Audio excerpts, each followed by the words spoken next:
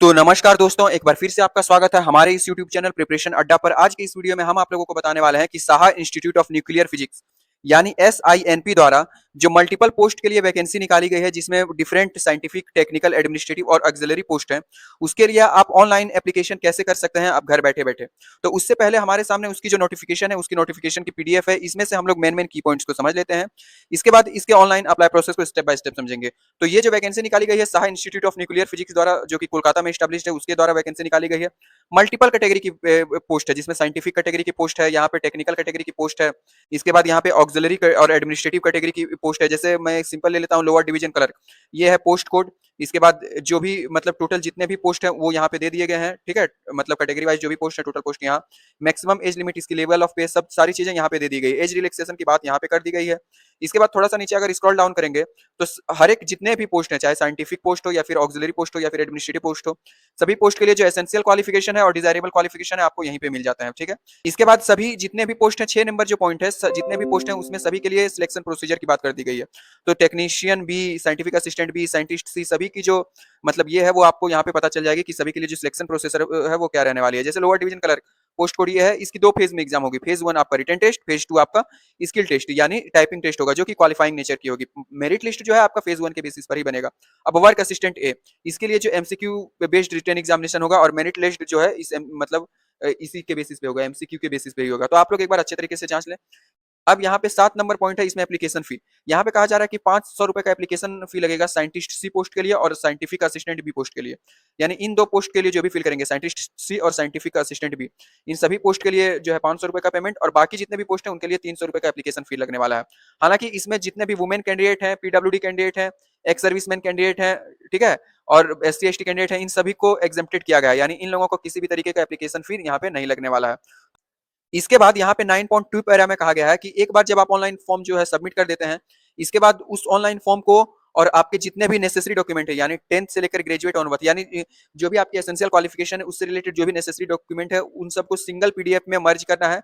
मर्ज करने के बाद उसका जो नाम देना है, पोस्ट कोड एप्लीकेशन नंबर नाम देना है। ठीक है, और इसके बाद उनको इस वाले मेल पर recruit.staff@saha.ac.in, इस वाले मेल पर उन्हें सेंड करना है। ठीक है, और इस पर जो है मतलब कैंडिडेट का नाम होना चाहिए और पोस्ट नेम होना चाहिए, यानी सब्जेक्ट में कैंडिडेट का नाम और पोस्ट नेम होना चाहिए। और आप जो फाइल बनाएंगे उसका जो पोस्ट कोड जो है, पोस्ट और एप्लीकेशन नंबर आपको वहां पे मतलब रीनेम करना है। ठीक है, तो ये जो मेन मेन की पॉइंट्स थी वो उसकी जानकारी हमने आप लोगों को दे दी है। अब यहाँ जो इंपॉर्टेंट डेट है, 31 जुलाई 2026 से ऑलरेडी स्टार्ट हो चुकी है एप्लीकेशन फॉर्म।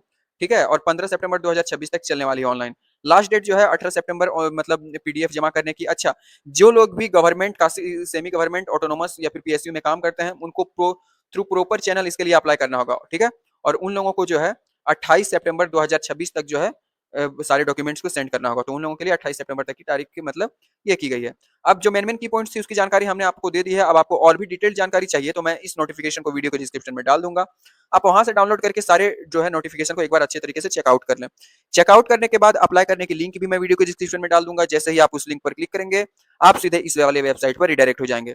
यहाँ पर जो है सबसे पहले हमें रजिस्टर यानी क्लिक हियर टू रजिस्टर वाले बटन पर हमें क्लिक करना है। इसके बाद हमारे सामने रजिस्ट्रेशन की जो फॉर्म है वो ओपन हो जाएगी। यहाँ पे हमें अपना नाम डालना है, यहाँ पे कैंडिडेट की ईमेल आईडी डालनी है, कैंडिडेट का मोबाइल नंबर डालना है, और यहाँ पे कैंडिडेट का एक पासवर्ड डालना है। तो पासवर्ड जो है अगर अल्फा न्यूमेरिक हो तो वो ज्यादा बेटर है। जैसे मैंने यहाँ पे एक सिंपल पासवर्ड आप लोगों को बता दिया है। जैसे यहाँ पे मनीष, यानी मनीष का M मैंने कैपिटल में लिखा है और इसके बाद सारे स्मॉल लेटर में, और यहाँ पे न्यूमेरिक वैल्यू हमने दे दी है। ठीक है, तो इस तरीके से आप अपना पासवर्ड क्रिएट कर सकते हैं। ये एक डमी पासवर्ड है। ठीक है, इसके बाद पासवर्ड क्रिएट करने के बाद यहाँ पर आपको सबमिट वाले बटन पर क्लिक करना है। सबमिट वाले बटन पर क्लिक करने के बाद हमारे सामने एक मैसेज हो जाएगा, your email verification link has been sent to your email address, log in into your email and click on the verification link which was sent to you. इसके बाद यहाँ पे हमें बैक वाले बटन पर क्लिक कर देना है। अपना ईमेल ओपन करेंगे। इसके बाद यहाँ पे देखिए हमारे ईमेल पर हमें एक मैसेज आ गया है कि verification link click here for activation. तो इस वाले लिंक पर हम क्लिक करेंगे। अब हमारा अकाउंट जो है वो एक्टिवेट हो गया है। अब हम जो है दोबारा इसी पेज पर आएंगे। इसके बाद यहाँ पे हम अपना ईमेल आईडी डालेंगे और जो पासवर्ड हमने क्रिएट किया था उस पासवर्ड को हम यहाँ पे डालेंगे और फिर सबमिट वाले बटन पर क्लिक करेंगे। इसके बाद हम यहाँ पे लॉगिन हो जाएंगे। लॉगिन होने के बाद यहाँ पे हमारा नाम नजर आ जाएगा। इसके बाद ये सारी चीजें नजर आ जाएगी। इसके बाद यहाँ पे एक मैसेज आ रहा है, you may pay the required fee here and then proceed for filling application form. तो यहाँ पे 2 तरीके की है। अगर आप अनरिजर्व्ड EWS या फिर OBC कैटेगरी से बिलोंग करते हैं तो आपको पे नाउ वाले बटन पर क्लिक करके यहाँ पे एप्लीकेशन को जो है पेमेंट करना होगा, मतलब सारी चीजों को फिल करके पेमेंट करना होगा। एग्जेम्प्टेड है यानी एससी एसटी वुमेन है या फिर एक्स सर्विसमैन है, तो यहाँ पे आपको ऑलरेडी पेड या फिर फीस एग्जेम्प्टेड वाले बटन पर क्लिक करना होगा, ठीक है। और आपको मतलब अपनी जानकारी देनी होगी कि आप एससी से हैं। तो आप जिस भी पोस्ट के लिए फिल करना चाहते हैं, जैसे मैं लोअर डिवीजन कलर के लिए करना चाहता हूँ, तो ये मैंने चूज कर लिया है। अब पोस्ट कोड हम यहाँ पे ऑटोमेटिक चली आएगी। यहाँ पे ट्रांजेक्शन रेफरेंस नंबर, तो हमारा तो ट्रांजेक्शन रेफरेंस नंबर किसी भी तरीके का नहीं है, क्योंकि हमने मतलब पेमेंट नहीं किया हुआ है। ट्रांजेक्शन डेट भी हमें नहीं डालना है, ठीक है। इसके बाद यहाँ पे फुल नेम ऑफ एप्लीकेंट, यहाँ पे जो भी सोल्यूशन है वो हम चूज करेंगे। यहाँ पे फर्स्ट नेम डालेंगे, यहाँ पे मिडिल नेम डालेंगे, फिर लास्ट नेम डालेंगे। इसके बाद कैंडिडेट के फादर या फिर गार्जियन का जो नाम है वो यहाँ पे फर्स्ट नेम, मिडिल नेम और लास्ट नेम डालेंगे। कैंडिडेट की जेंडर हम यहाँ से चूज कर लेंगे। ईमेल एड्रेस और मोबाइल नंबर हमें यहाँ पे देखने को मिल जाएगा। थोड़ा सा नीचे स्क्रॉल डाउन करेंगे, यहाँ पे एड्रेस, यहाँ पे कैंडिडेट का जो भी कोरेस्पोंडेंस यानी प्रेजेंट एड्रेस है वो हम इन 4 कॉलम में फिल कर देंगे। इसके बाद यहाँ पे हम परमानेंट एड्रेस कैंडिडेट का फिल करेंगे। अच्छा, अगर दोनों अलग अलग है यानी कोरेस्पोंडेंस एड्रेस और परमानेंट एड्रेस अलग अलग है तो ही हम इसको फिल करेंगे, अदरवाइज दोनों सेम है तो हम सिर्फ कोरेस्पोंडेंस एड्रेस को ही फिल करेंगे। यहाँ पे पिन नंबर डालेंगे। यहाँ से कैंडिडेट का जो डेट ऑफ बर्थ है इस कैलेंडर से हम चूज कर लेंगे। प्लेस ऑफ बर्थ और बर्थ स्टेट जो भी है कैंडिडेट का वो हम यहाँ पे डालेंगे, ठीक है। यहाँ पे लिखा है place of birth and state, तो प्लेस ऑफ बर्थ और जिस स्टेट में हमारा बर्थ हुआ है वो हम यहाँ पे डालेंगे। अब यहाँ पे कैटेगरी जो भी हमारी सोशल कैटेगरी है वो हम यहाँ पे चूज कर लेंगे, जैसे हमने यहाँ पे एससी चूज कर लिया है। अब अगर कोई पर्सन विथ डिसेबल है तो हम यहाँ पे चूज कर सकते हैं, अगर नहीं है तो यहाँ पे नॉट एप्लीकेबल वाले बटन पर क्लिक करेंगे। कोई एक्स सर्विसमैन है तो यहाँ पे येस पर क्लिक करेंगे और टोटल जितनी सर्विस मंथ में उन्होंने की है उसको यहाँ पे हम डालेंगे। जैसे अगर 4 साल की है तो 48 मंथ हम यहाँ पे डालेंगे, अदरवाइज यहाँ पे नो वाले बटन पर क्लिक करेंगे। नेशनलिटी यहाँ पे ऑलरेडी इंडियन चूज रहेगी। मैरिटल स्टेटस हम यहाँ पे चूज कर लेंगे, सिंगल, मैरिड, विडो जो भी है हम चूज कर लेंगे। अब यहाँ पे हम एसेंशियल क्वालिफिकेशन, जैसे हमने उस पोस्ट के लिए फिल किया था तो एसेंशियल क्वालिफिकेशन हमें यहाँ पे ऑटोमेटिक नजर आ जाएगी कि ग्रेजुएट हमें 50% मार्क्स से होना होगा। अब यहाँ पे एजुकेशनल क्वालिफिकेशन की बात कर दी गई है, तो सबसे पहले हमें 10th की जानकारी देनी है। 10th जिस भी ईयर पास किया है हम वो यहाँ पे डाल देंगे, एस ईयर पास किया है वो हम यहाँ पे डाल देंगे, और बैचलर हमने जिस ईयर पास किया है वो हम यहाँ पे डाल देंगे। अब बैचलर तक हमारी मैंडेटरी है, अगर हम मास्टर और टेक्निकल कुछ किए हुए हैं तो वो भी हम यहाँ पे डाल सकते हैं, ठीक है। 10th और 12th की यहाँ पे हमें सब्जेक्ट नहीं डालनी है, इसीलिए यहाँ पे कुछ भी नहीं दिया गया है। अब बैचलर का जो भी हमारा सब्जेक्ट है वो हम यहाँ पे डाल देंगे, ठीक है। इसके बाद जिस भी यूनिवर्सिटी या फिर बोर्ड से हमने 10th पास किया है, 12th पास किया है, बैचलर पास किया है, मास्टर पास किया है, टेक्निकल किया है, वो सारी जानकारी दे देंगे, ठीक है। इसके बाद percentage, total marks in percentage हम यहाँ पे सारी चीजें डाल देंगे। इसके बाद यहाँ पे पूछा जा रहा है कि are you having desirable qualification as per advertisement, तो हम एक बार यहाँ पे देख लेंगे। तो डिजायरेबल जो है यहाँ पे डिजायरेबल क्वालिफिकेशन, ये एसेंशियल क्वालिफिकेशन है और ये डिजायरेबल क्वालिफिकेशन है। तो यहाँ पे कहा जा रहा है टाइपिंग स्पीड 35 वर्ड पर मिनट इंग्लिश में है, 10,500 KDPH सर्टिफिकेट कोर्स है यानी कंप्यूटर वगैरह का सर्टिफिकेट कोर्स है, या फिर नॉलेज एक्सपीरियंस है। तो अगर हमारे पास डिजायरेबल क्वालिफिकेशन है तो यस करेंगे, अदरवाइज नो वाले बटन पर क्लिक करेंगे।